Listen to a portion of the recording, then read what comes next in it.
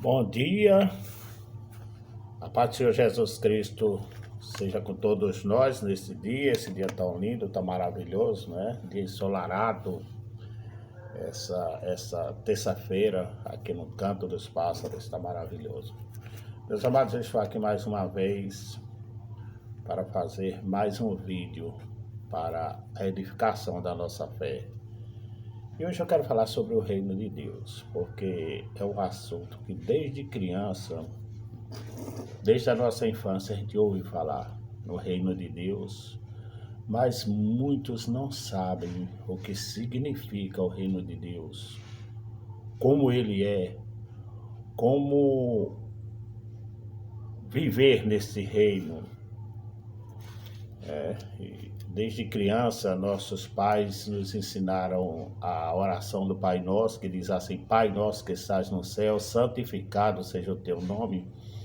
Venha a nós o teu reino e seja feita a tua vontade, assim na terra como no céu. Então, desde criança que nós já sabemos que existe o reino de Deus. E desde criança que nós pedimos este reino para nós. E sabemos também que este reino é o reino onde as nossas vontades não prevalecem.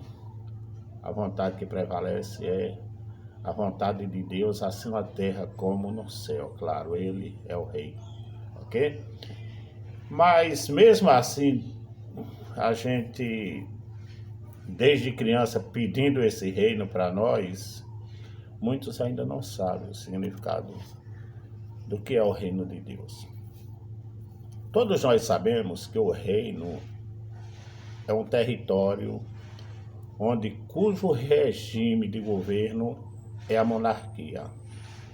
É um território onde é governado por um só homem, o rei. Um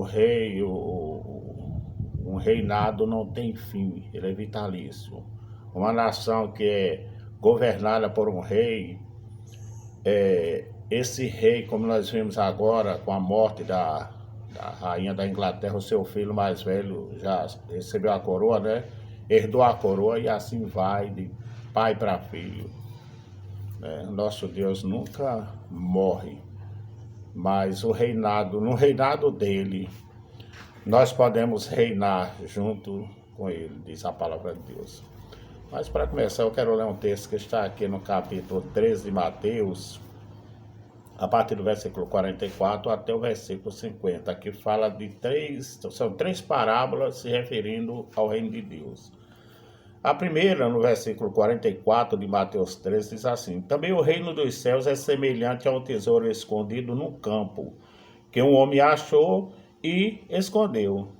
E pelo gozo dele vai, vende tudo quanto tem e compra aquele campo.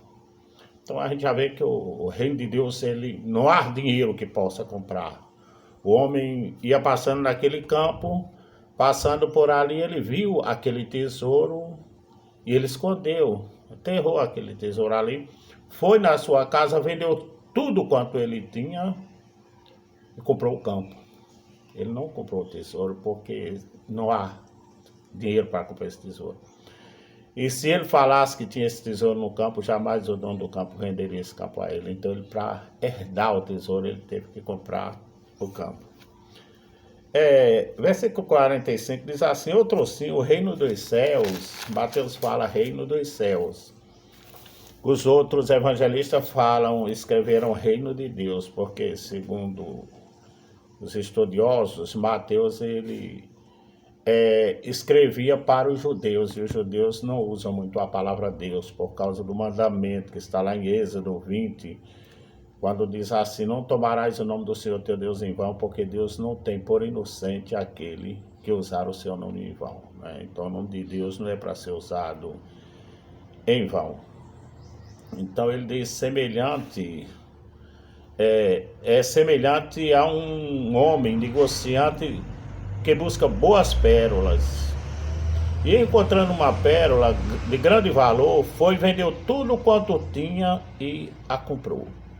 Este homem ele negociava com pérolas de muito valor, mas ele encontra uma pérola que ele vendeu todas as pérolas que tinha para comprar esta pérola. É o reino de Deus que muitas vezes, amados, por falta de conhecimento, não é valorizado por nós. O versículo 47 até os 50 diz assim: igualmente o reino dos céus é semelhante a uma rede lançada ao mar, e que apanha toda qualidade de peixes. E estando cheia, a puxa para a praia, e assentando-se apanha para os cestos os bons, e os ruins, porém, lançam fora. Assim será a consumação dos séculos. Virão os anjos, separarão os maus dentre os justos. E lançá-los-ão na fornalha de fogo, e ali haverá pranto e ranger de dente. Amém. Então, Jesus compara como um tesouro escondido no campo. Jesus compara como um homem que vendia boas pérolas. E aquele compara um pescador que lançou suas redes ao mar e pescou uma grande quantidade de peixe, mas quando chega na praia ele escolhe os bons, leva para ele e aqueles que não servem ele joga fora para os animais comer. Muito bem. Quando Jesus começa o seu ministério, Jesus foi batizado e em seguida ele foi levado para o deserto para ser tentado por Satanás, e ali ele passa 40 dias com 40 noites em jejum, E quando termina ali, ele sai daquele jejum, ele sai pronto para o seu ministério. E Jesus começa pregando o seguinte, diz assim,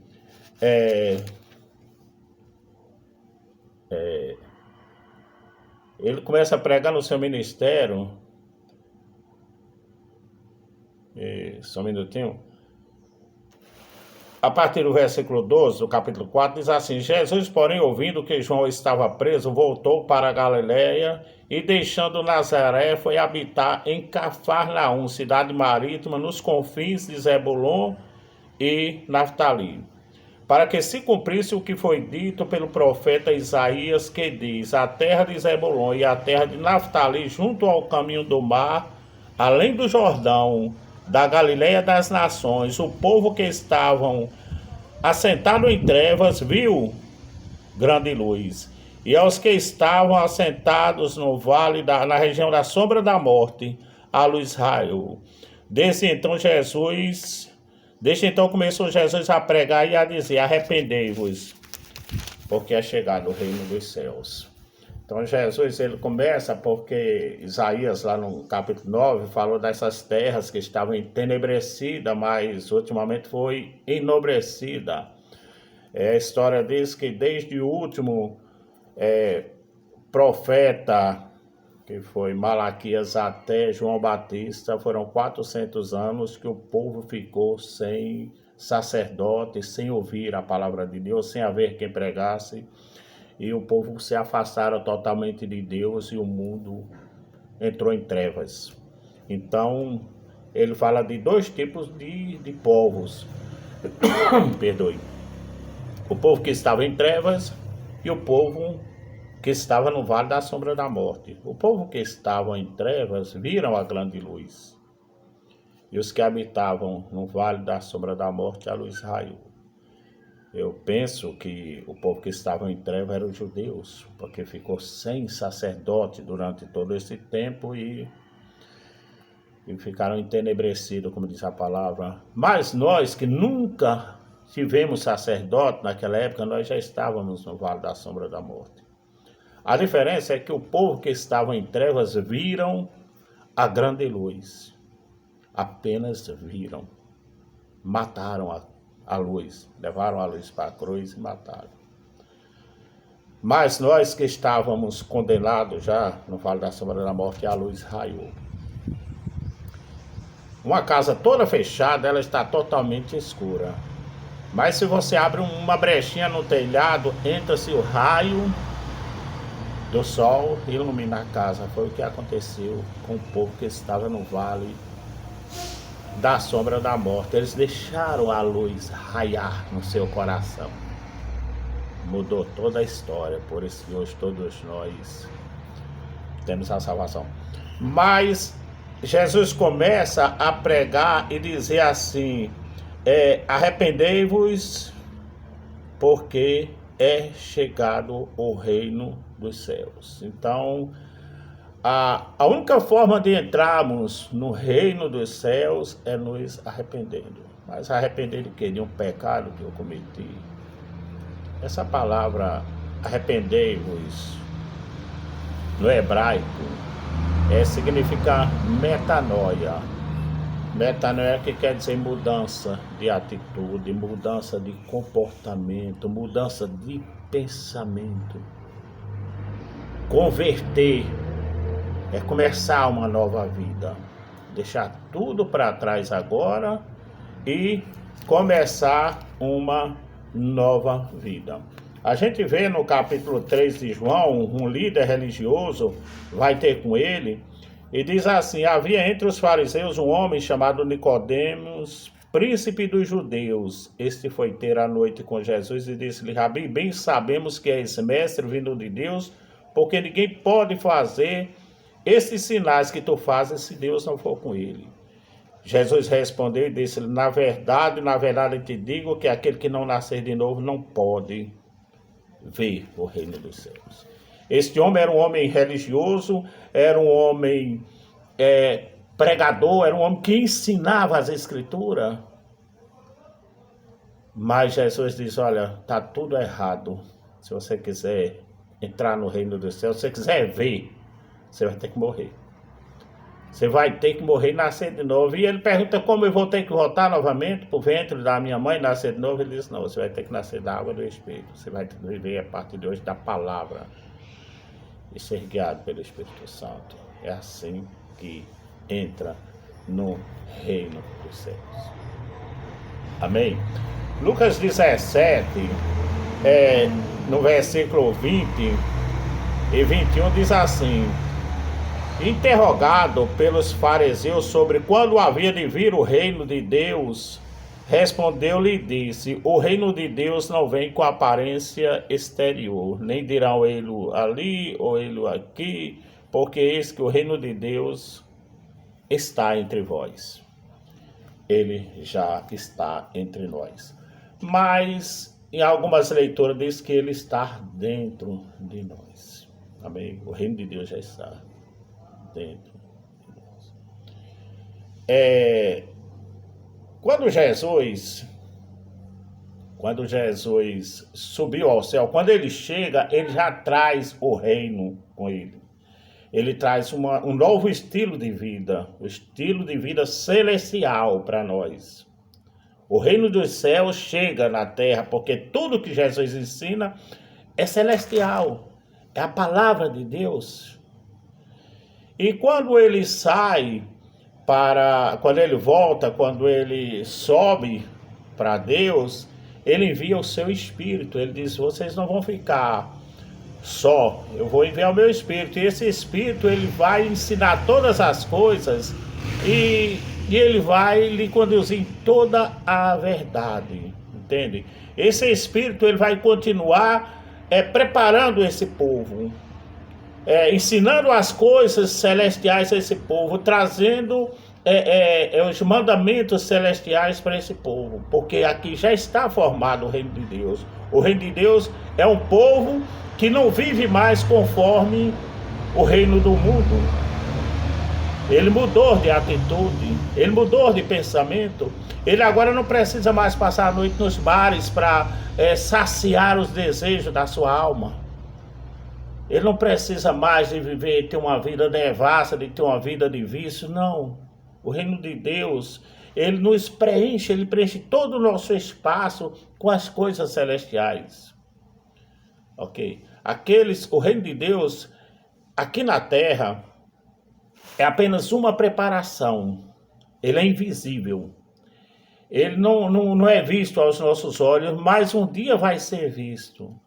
Porque um dia, quando essa terra foi destruída, aí vai descer a cidade santa que Jesus foi preparar, a nova Jerusalém. E aí estabelecerá em toda a sua plenitude, o reino de Deus. Aí nós vamos habitar agora nesse reino, e onde não haverá mais pranto, onde não haverá mais dor, não haverá mais morte, e cujo rei é o próprio Deus. Nós reinaremos com ele.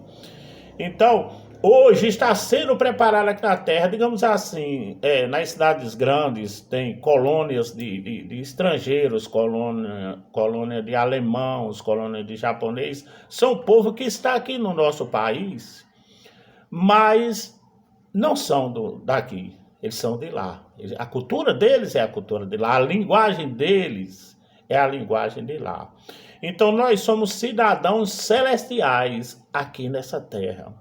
A nossa língua, a nossa linguagem tem que ser celestial. O nosso caminhar tem que ser celestial. A nossa aparência tem que ser como a aparência de Deus. Nós temos que ser semelhante a Ele. As pessoas vão se chegar ao reino de Deus através de nós. E hoje o Espírito Santo de Deus é quem está nos guiando, nos conduzindo, nos alimentando espiritualmente e nos ensinando todas as coisas, ok? Quando nós vamos para Mateus, voltar para o capítulo 5 de Mateus, Jesus fala como é os que vivem, como entrar no reino de Deus, como entrar no reino dos céus. É bem diferente do que muitos pregam aqui na terra. Porque aqui na terra está sendo pregado como entrar no reino do mundo, como conquistar as riquezas, como conquistar o mundo para nós. Satanás oferecesse a Jesus a glória do mundo e Jesus repreendeu ele. Mas tudo bem, cada um ensine aquilo que sabe. Veja bem, capítulo 5 de Mateus diz assim: E Jesus, vendo a multidão, subiu ao monte, e assentando-se, aproximaram-se dele os seus discípulos. E abrindo sua boca, os ensinava dizendo: Bem-aventurados os pobres de espírito, porque deles é o reino dos céus. Presta atenção. Bem-aventurados os pobres de espírito. Pobre de espírito não é pobre de dinheiro. Pobre de espírito é aquele que, mesmo sendo rico, mesmo tendo muitas riquezas, as riquezas não tem ele. Mesmo possuindo muito dinheiro, o dinheiro não possuiu ele. A confiança dele não está no dinheiro. A alegria dele não está nas suas riquezas. A alegria dele está no Senhor. Então ele tem muito dinheiro. Há um provérbio em Salomão que diz que tem gente que não tem nada, mas é como se tivesse muitas riquezas. E tem gente que tem muitas riquezas, é como se não tivesse nada. É humilde, é manso, é simples. Esse é o pobre de espírito. Amém? Bem-aventurados que choram, porque eles serão consolados. Amados, os que choram são aqueles que não têm a quem recorrer. É aqueles que só têm Deus. Nós aqui no Brasil vivemos cercados de homens poderosos, criando leis, dominando sobre tudo. Esses homens não choram. Eles não chegam a chorar porque o poder, já o querer dominar, tomou suas mentes e os seus corações. Mas os que choram são consolados. Bem-aventurados os mansos, porque eles herdarão a terra. Mansos, amados, são aqueles que não se irritam facilmente. É aquele que se deixa ser doutrinado pela palavra de Deus, se deixa ouvir, gosta de aprender.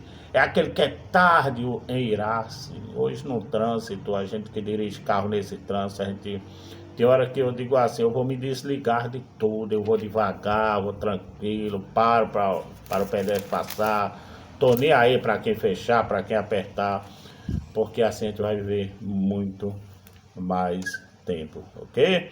Bem-aventurados os que têm fome e sede de justiça, porque serão fartos. Amados, fome e sede de justiça é querer para o meu próximo o que eu quero para mim.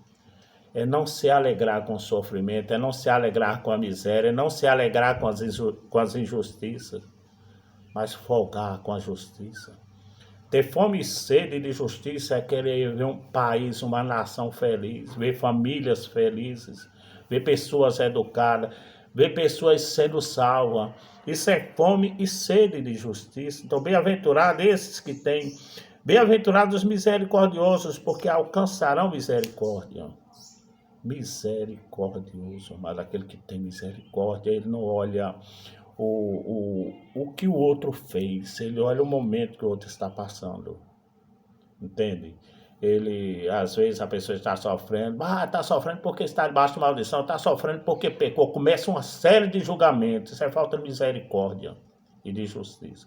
O misericordioso, ele não olha, ele olha que aquela pessoa está necessitando dele naquele momento, e quem está próximo dele é ele, e ele é quem pode fazer alguma coisa. Então eles alcançarão misericórdia.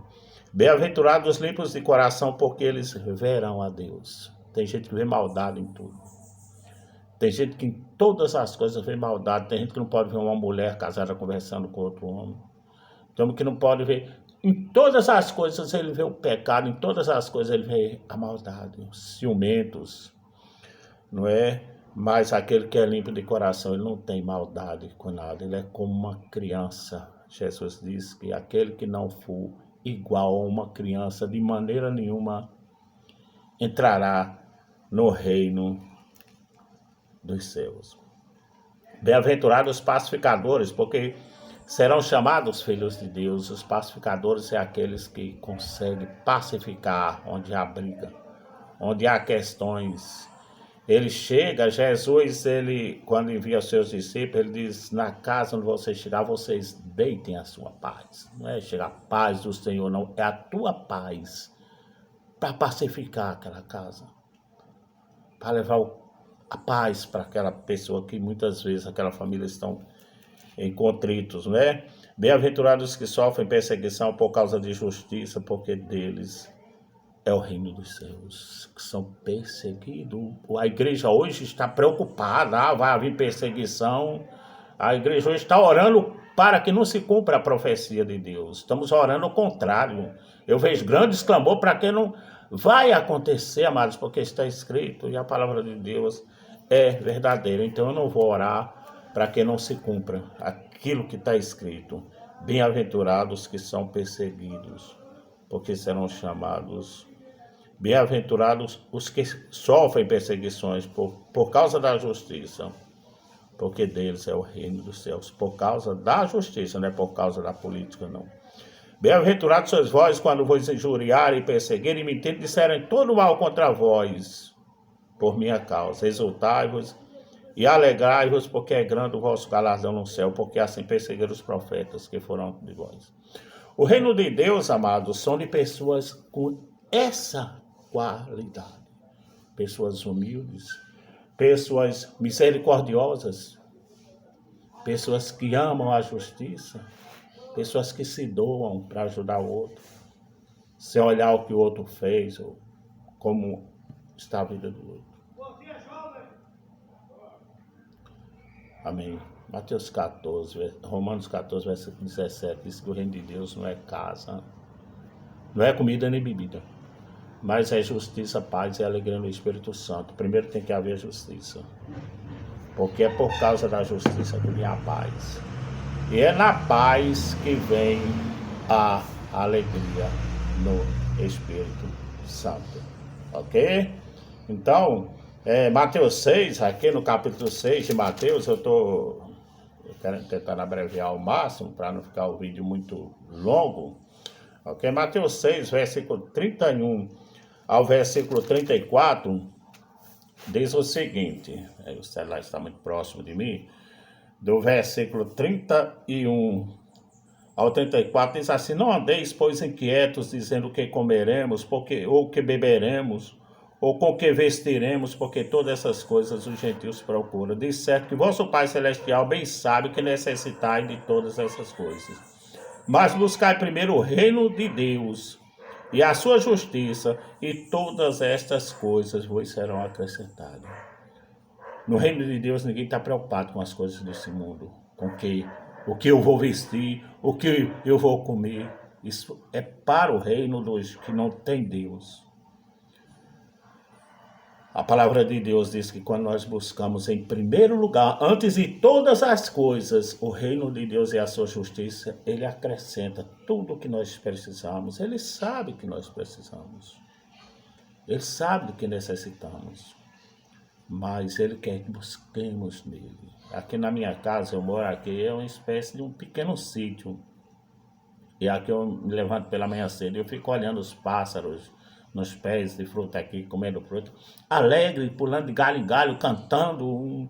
Eu fico olhando, meu Deus, a palavra de Deus diz que nós somos mais valorosos do que ele, porque vivemos torturados, adoecendo, quebrados de tanto lutar, de tanto correr atrás do nada. Nós não podemos acrescentar um tio de nossa estatura, 1 milímetro. Então, por que tanta preocupação?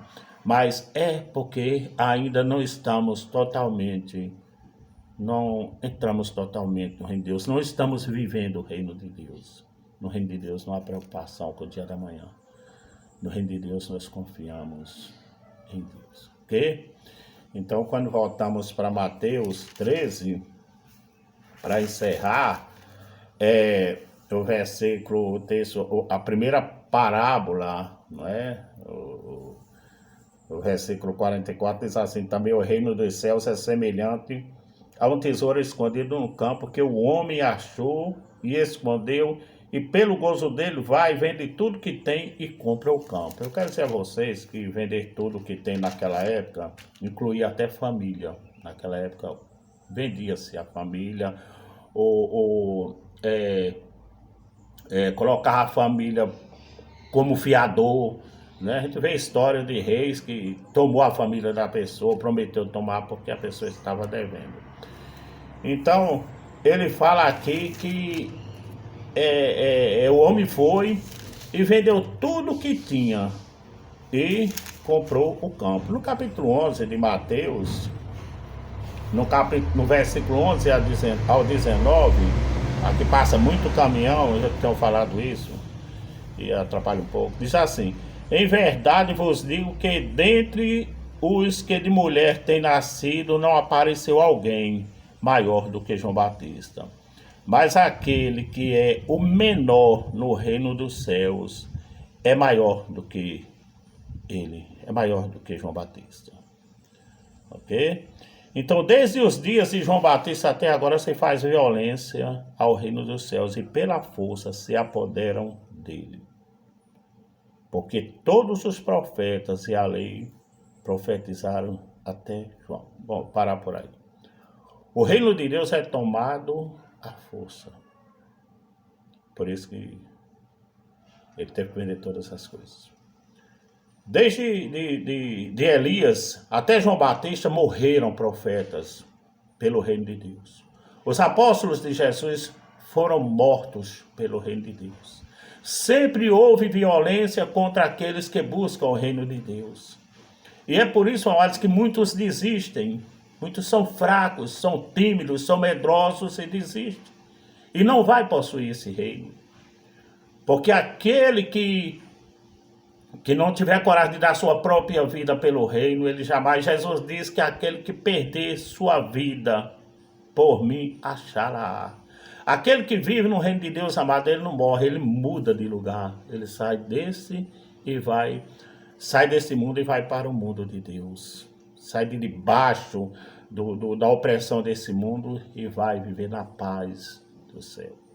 Então, desde João Batista, desde Elias, o primeiro dos profetas, até João Batista, o último dos profetas, que se faz violência por causa do reino de Deus. Não é fácil. Não é fácil. Não é para os religiosos,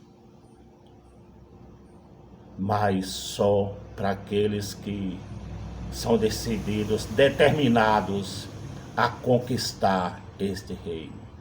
Não é apenas chegando numa igreja dizendo sou crente, ando com a Bíblia debaixo do braço e vou para a igreja no dia que quero, no dia que não quero. Hoje eu não vou porque está frio, hoje eu não vou porque parece que vai chover, eu não vou porque eu estou chateado hoje, eu não vou por isso. Jamais você vai entrar no reino dos céus. Eu sinto muito dizer isso, mas é a verdade, ok? Versículo 45 e 46, deixa eu ver aqui, do capítulo 13, diz assim: outro sim, o reino dos céus é semelhante ao homem negociante que busca boas pérolas, e encontrando uma pérola de grande valor, foi e vendeu tudo quanto tinha e comprou. Tudo quanto tinha, ele vendeu. Todas as suas pérolas de grande valor, ele vendeu para comprar aquela pérola.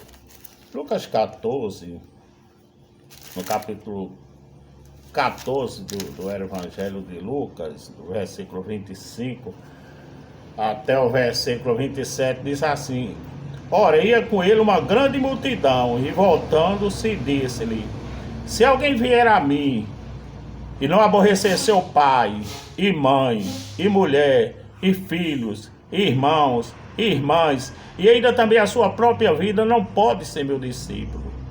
E qualquer que não levar a sua cruz e não vier após mim, não pode ser meu discípulo.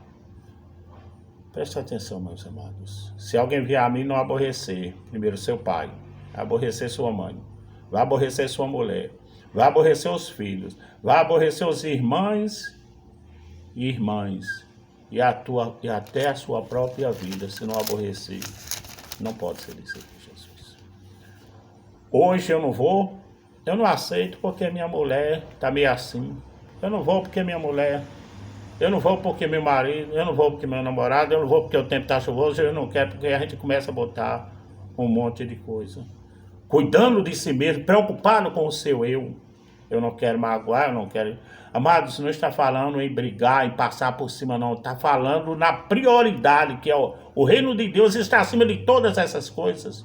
O homem vendeu as pérolas de grande valor. As pérolas, amado, é tudo que ele tinha de bom, era todas as suas riquezas. Mas ele vendeu para comprar este reino. É difícil possuir o reino de Deus. Até mesmo porque muito tempo, nós não somos preparados para isso. Nós fomos preparados para prosperar as riquezas. Nós fomos prosperados para conquistar as coisas para nós. As coisas desse mundo. É por isso que veio a pandemia aí, muitos desapareceram, porque não estavam preparados para as grandes lutas. Não estavam preparados para brigar, para conquistar este reino. Entende? Mas hoje, amados, as igrejas estão se voltando a pregar aquilo que realmente Jesus nos envia para pregar. Porque Jesus morreu lá na cruz para que fôssemos salvos. Ele deu a sua vida para que nós tivéssemos vida. Vida não é dinheiro, eu não estou pregando contra a riqueza. Quando nós alcançamos o reino de Deus e a sua justiça, as riquezas vêm por ela mesma, precisa antes de esperar. Versículo 47 ao versículo 50, ainda de Mateus 13, para terminar, para concluir, versículo 47, a terceira parábola, né? É uma parábola só dividida em 3 partes. Diz assim: igualmente o reino dos céus é semelhante a uma rede lançada ao mar que apanha todas as qualidades de peixe, e estando cheia, a puxa para a praia e assentando-se apanha para os cestos bons e os ruins. Os bons e os ruins, porém, lança fora. Assim será na consumação dos séculos. Virão os anjos, separarão os maus dentre os justos e lançá-los na fornalha de fogo. E ali haverá pranto e ranger de dente. E disse-lhe Jesus: entendesse todas essas coisas? E disseram eles: sim, Senhor. Amados, não é fácil. Ser crente é fácil. Fazer parte de uma igreja evangélica é fácil. Hoje nós estamos vivendo a vida, a gente vê, chega um crente na igreja falando em língua, em casa não tem paz com a sua esposa. Crentes na igreja profetizando, não paga ao seu vizinho o que deve. São pessoas de 2 personalidades. Na igreja é uma e em casa é outra. A Bíblia diz que Jesus compara um pescador que lança sua rede no mar. Venham todos e enchem. Eu quero minha igreja cheia, pode encher. Todo mundo, vamos encher. Mas quando Jesus vem, ele vai lançar a rede e vai... Aliás, a rede já foi lançada, está trazendo todos os tipos de peixe. Mas no dia da colheita, Jesus vai separar. Nem todos que estão na rede vai para o cesto celestial. Vai para o fogo, como Jesus fala. Encerrando aqui Mateus 7, versículo 21 e até o 23, diz assim, nem todo que me diz Senhor, Senhor entrará no reino dos céus, mas aquele que faz a vontade do meu Pai que está no céu. Nem todos os que dizem Senhor, Senhor, vai entrar lá nesse reino dos céus, mas só aqueles que fazem a vontade do meu Pai que está nos céus. Muito me dirão naquele dia, Senhor, Senhor, não profetizamos nós em Teu nome, e em Teu nome não expulsamos os demônios, e em Teu nome não fizemos muitas maravilhas? Então lhe direi abertamente, nunca vos conheci, apartai-vos de mim, vós que praticam iniquidade. Expulsavam demônios, profetizavam, grandes pregadores da palavra de Deus. Poder tão grande que fazem maravilhas, fazem a chuva parar se for possível. Mas a vida deles, como é diante de Deus. O que eu faço, amados, é uma coisa. O que eu vivo é outra. Para entrar no reino de Deus, o que vale é o que eu faço, como eu ando. É a minha semelhança com Deus. É ser guiado pelo Espírito, é ser conduzido pela palavra de Deus, é viver, é praticar a palavra de Deus que vai me levar a entrar no reino de Deus. Não é poder, não se engane com isso. Satanás é poderoso, não como o nosso Deus. Mas a Bíblia diz que ele vai fazer descer fogo do céu aos olhos do homem. Então não se confunda, não se iluda, não se deixe enganar. Procura pessoas que preguem a palavra da salvação, palavra do reino, a palavra verdadeira, porque a palavra do Senhor, ela é a verdade. Não ande atrás de profecias nem de revelação. Busque o conhecimento da palavra de Deus e procure praticá-la, porque aí você já vai estar entrando no reino dos céus. Amém? E quando esse reino mundano for destruído, este reino dos céus que já está aqui na terra, Jesus vai vir buscar. Não haverá julgamento. No grande julgamento não haverá julgamento, porque não há condenação para aqueles que já estão em Cristo Jesus. Eles já fazem parte do reino. Amém? Maravilhoso, né? Viver este reino. Um reino eterno. Ter a vida eterna. Conquistar as riquezas celestiais. É isso o reino de Deus. Mas temos que lutar. Temos que brigar. Temos que correr atrás. Temos que ser fortes. Temos que ser valentes. Temos que ser determinados, porque o Senhor nos ajuda, nos sustenta, nos esforça. Quando estamos determinados, Ele diz, não temas, porque eu sou contigo. Eu vou te ajudar, eu vou te esforçar, eu vou te sustentar. Ok? Que Deus nos abençoe grandemente e que nos ensine mais e mais. Isso que eu estou ensinando a vocês é a forma como eu aprendo. Falo esse português e nordestino, mas eu tenho o maior prazer em ensinar. Ok? Daniel 12 diz que os que a muitos ensina resplandecerão com o resplendor do firmamento. Os sábios resplandecerão com o resplendor do firmamento, e os que a muitos ensina ressurgirão como as estrelas sempre e eternamente. Bom é ensinar a verdade. Amém. Que todos tenham um ótimo dia em nome de Jesus Cristo. Amém.